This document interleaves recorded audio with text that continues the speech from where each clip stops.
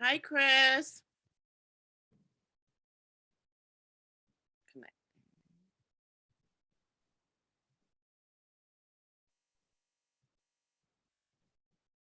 Chris, are you on mute? Oh, there you are. Hey there. Hi, I'm going to allow you to also record, and you have your bitch Can you ass hear me crew. okay? Yeah. There you go. You can go. I'm not hearing any audio from anybody you else. can't hear? Hello? Hello? Hello, hello. Hello? No audio? 1 second. I'm still not hearing anything. Sorry about this. It's okay. Okay.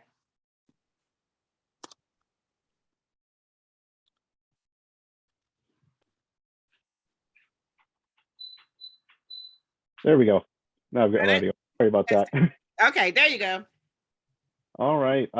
So I've got a couple questions for everybody, for each person, and I've got a couple of open questions as well. Great. All right. So I'll start with you, Bill. In the opening, you straight up mention multiple icons of Black and Hood horror, including multiple shout outs to Ernest Dickerson projects. What would you say were the most influential films of that genre that you watched? Yeah, I mean, me and my co-writer John just kind of fell like the minute we like connected on all the movies we watched growing up as a kid, we were like, oh my God, how can we recreate these?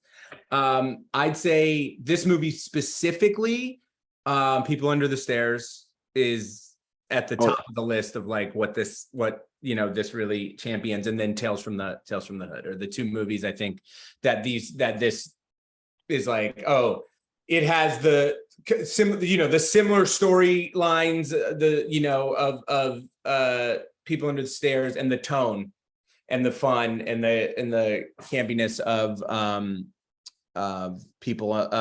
Tales from the Hood. Even like, I think it's so funny. The wife in People Under the Stairs and the grandmother are like the same energy. Oh, very much. Yeah, just like, get them. Yeah, it's so good. It's so good. No, I very much appreciated that, and I could see that your love of those movies was definitely on screen. Next, I have a question for Melissa. You play Q's mother, Marcia, is a much stronger, more involved mother than most in horror movies. She kind of dives straight into the thick of things. What sort of inspirations did you use to get into that character? The mothers that I know,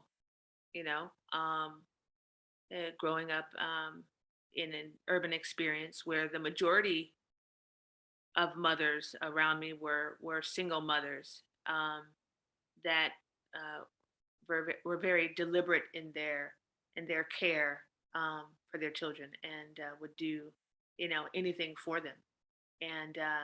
And I was raised by a single mother, but then I had many sort of surrogate mothers as well, and so I wanted people to see that, and what a mother would do for her child, whatever, the things that she would go through to protect her child. So it was a very personal, sort of intimate connection to the character. Very personal to my experience. Yeah. Well, it definitely comes across, and it's refreshing to see that, just a mom getting involved and diving into the thick of it. You don't really see that outside of like Aliens, maybe. Well, yeah, people keep saying that she's badass, and I guess maybe I just know a lot of badass moms, and just wanted to give Marcia that. Oh, she definitely comes across as a badass, and I love seeing it. It's nice to see that on screen, not just sitting on the sidelines waiting for kids to come home. To happen, yeah. Tunde, am I saying that correctly? Yeah, you're saying it right. Okay. When it comes to playing a new killer with the potential to become a new icon like Bitch Ass, is there a lot of pressure playing that role? I mean, it's a big shoe to fill, man. I mean, you talking the likes of like Jason, Michael Myers, Freddy Krueger, Candyman, Black Killer Bones, It's a big shoe to fill, but I'm ready for the challenge. I read the script, and I just felt connected to the character. You know, I could empathize with the character, what he has been through, him being jumped, the story of him being picked on, being teased and bullied as a kid. Um, you know, it's sort of like an underdog story, and I love that about this character. And um, personally, I could relate to it as well. You know, personally, as far as like somebody coming from a different country and like coming to America and you know, being picked on as well. So just the entire you know, the script. Bill Posley is amazing, man. Bill and John. I read the script and I just completely fell in love with the character. It was easy for me to connect to it for sure. Oh, I could definitely see that. You know, when I heard about the film and heard the title, Bitch Ass, you know, that kind of sounds like somebody who's a name you call somebody who's getting bullied. And you turn it around and to become this new, you know, Jigsaw meets Michael Myers type. Oh my God, yeah. The play on words now, people are gonna be like, oh my God, he's gonna go beach ass on you, man. You better don't mess with that guy. Telling you. So a couple of open questions for everybody. What game would you all pick if you had to play against Bitch Ass? Any you think you'd be guaranteed to win? I think I could outwit him or outmatch him in a game of spades. Yeah. Yeah, that's I just think that's the one. I mean, it takes more than two players, but you know, we'll get some other folks involved. But I think I could unhand him. I could do it. Nice. For us, like games, I don't know. I would rather race bitch ass because I think I'll be faster than him. You know. Yeah. Yeah. You think you think he's you gonna think you can beat yourself? You know? I'd rather not take my chances in playing a game with somebody that has played over like 400 different board games. So my chances of me winning against someone like that is close to none. So I'd rather race it. You know. Fair. I mean, we see that basement in the opening. That's just it's like a whole game store down there. I know. How about you, Bill? So I would play tic-tac-toe because it often ends in a tie. So you have to keep playing until somebody slips up. But I think if I just kept tying and kept tying and kept tying, I would eventually figure out a way out. Or you just get too tired. Yeah. Or I would tire him out. Yeah. There you go. So does anybody have any fun stories from set or from the production of the film that they'd like to share? Fun story. Melissa, do you have any fun story? I mean, like, we were kind of like cracking up a little bit, you know, I mean, first of all, like, honestly, like we made this film under COVID. So it wasn't much room for like, you know, like clowning or joking around or like even rehearsals because we had to be like 6 feet apart, you know, we had to be like ready. And it was like under COVID protocol, we had to do testing. So it was kind of like, probably under the tents, you know, we did a little bit of yeah, we hung out. We were able to hang out. I just think, you know, and I wish that every project that I do from here on out could be like this experience for me because there was so much. It sounds so trite, but so much love and support and you know, appreciation on our set. You know, people just really seemed. Everyone was there for this one specific cause to get this thing done and to make it the best project that it could absolutely be. And the dedication was extraordinary, you know, and I think showing up to work every day was a joy, you know. You could strike up a conversation with just about anyone, albeit that you're masked and, you know, have a good time still, you know. It was just fantastic. It was fantastic. And I think a lot of that has to do with our number one on the list, Tunde, but moreover with our director. Bill. And Jonathan is wonderful too. Yeah, I think there's a lot of like fun little things. I mean, as the actors, they, are probably, they're either in wardrobe or they're in this, so they're bouncing around and maybe don't get just in the nature of how they have to be so isolated from everything, throughout the course of the process, don't get to be around for as much of the stuff. But there, some of the fun things I can think about that we got a chance to do is like, I think for like the scene where Tux hanging is being strangled on the Jenga thing, and those feet are dangling. Those are my feet. That's Oh, those are your feet. There, yeah. So I had to like that's Bill. do the like feet thing.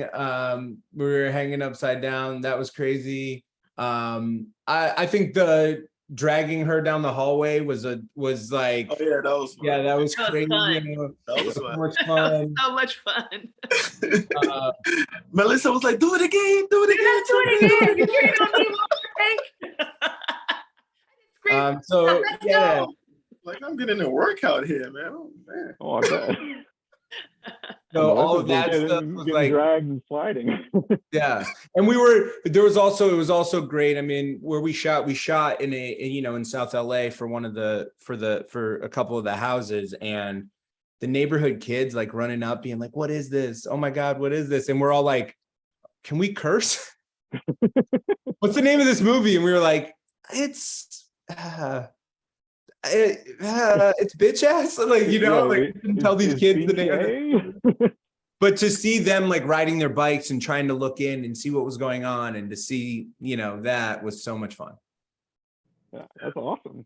And I want to give all you props because I mean, I guess it makes sense that this was a COVID production, but I see a lot of independent movies, and you can definitely tell with some films that it was a COVID production. I recently think of Chloe Okuno's Watcher. Good film, but you can definitely tell by the spacing that it was filmed during COVID. Every character is like blocked 6 feet apart in any scene. Man, COVID, we had 12 days and we just cranked, we just got it done as fast as we possibly could. You lose 30 minutes at the top of, half of your week for just COVID testing. Yeah. And or in the end are like, it's just tough. It's tough. But we got it done. Nobody complained. Everybody worked hard, and it was awesome. And it was special. You said you filmed this all in 12 days. You didn't have any setbacks or anything on that? 12 days, man. 2 6-day weeks. Yes, we did have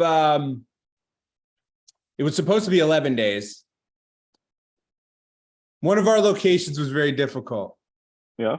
One of our locations, the house that they are in is like a museum. So it was really hard to move around in there. Oh, hey, I bet. And then the other setback we had was you book these dates and you're doing all this great stuff, and then you don't realize that it's daylight savings time. And so that meant for a movie that takes place at night, I lost an entire hour every day. And on top of that, you were losing 30 minutes. And so because I lost that, and because this house was it was like literally shooting in a museum. I kept having to lose a scene here, lose a scene there, lose a scene at the end of the day. So I had to add a day at the end of the movie for the 12th day to basically start at like 4 p.m. to shoot all the night stuff that we had missed because of daylight savings. As soon as I saw it was daylight savings time, I was like, oh shit. Oh yeah. How do you not? I didn't even think about how that would impact the film, and it totally did. Well, I mean, I still had a blast. This movie was a ton of fun. I'm gonna be talking a lot of good about it on Twitter and Letterboxd. I definitely want people to see it. Thank you. I've been told I get one last question here. So okay. I kind of already asked this to Bill, but I want to open it up to everybody. What is your favorite Black horror movie?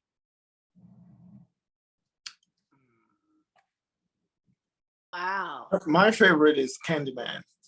You know, Mm. I love Candyman. You know, uh, like I said, it was the very first time seeing like a black, serial killer and on screen, and the story, was compelling. You know, it's kind of like similar to what my character Beaches had to go through. Motivated by his rage and his trauma, and so yeah, I love Tony Todd. Are you kidding me? Like such an icon, and for him to be a part of our film is just a blessing. Yeah. Yeah, I think for me, it's so funny. I was just thinking about this the other day. My favorite is probably the first that I ever saw, which is Blackula. Ooh. And I saw that movie as a little kid because I went to this daycare center that was in an old high school. It was that big, the daycare center. It was like this community kind of, place and experience. And, run by former Black Panthers, many of them, which was interesting. And we would have during spring break or breaks, they would take us into the auditorium and there's this big screen and they would play all these different movies for us. And a lot of them were probably what's considered I don't necessarily like the name, but the blaxploitation movies and things like that. Yeah. And they showed us little kids Blackula. And we sat and watched, and I'm sure that many of us were scared or whatever, but we're probably just a bit more intrigued. And I'll never forget seeing Black people and beautiful Black people, I might say, in this way, on screen in this genre that I really wasn't that familiar with. Because, your parents are protecting you from certain movies when you're that small. But yeah. That was the first for me. Yeah. Oh, that's another classic. Definitely so. Bill? I think Bill had. So yeah, if I had to say my favorite of all of them, it would be People Under the Stairs. It really would. That to me was like, I looked like that kid when I was a kid. So that also lends itself to it. I really looked like him. But I would say a close, not a close second, but another one that that people wouldn't consider is I really did love Vampire in Brooklyn so much. Actually, that's kind of a guilty pleasure for me. It's really like so good that I remember the first time I watched it, I was at my local theater. We had a $2 cinema rerun. I was a kid, so we collected all these bottles and cans to get the $2. And we got $3. So we go see the movie for the $2, and then we would get this Greek place made the best pizza. So we would then get a slice of pizza afterwards. And halfway through that movie, first time this ever happened, the film reel burned out. Oh. I'd never seen that. I'd never seen that happen. So I had to go back the next day and rewatch the beginning to finish the end. Yeah. And I laughed the same way I laughed the first time. The second time it was great. Yeah. No, Murphy is just an absolute blast in that film. So Yeah, Eddie Murphy cracks me up. When he's the preacher and he goes, evil is good and ass is good. If you get a piece of evil ass, woo, you better watch out. It's the best. Thank you, Chris. Chris, I'll send you over the video, and thank you so much. Yeah, thank you, everybody. This has been a great conversation, and I love the film. I can't wait to talk about it more. Thank you so much. Thanks. You all have a wonderful day. You too. You too. All right. Okay, guys, thank you so much. You guys can all drop off except for Bill's got one more to go, but and I'll follow up with everybody for interviews for next week that we couldn't get done today. Okay. All right. Sorry, everybody.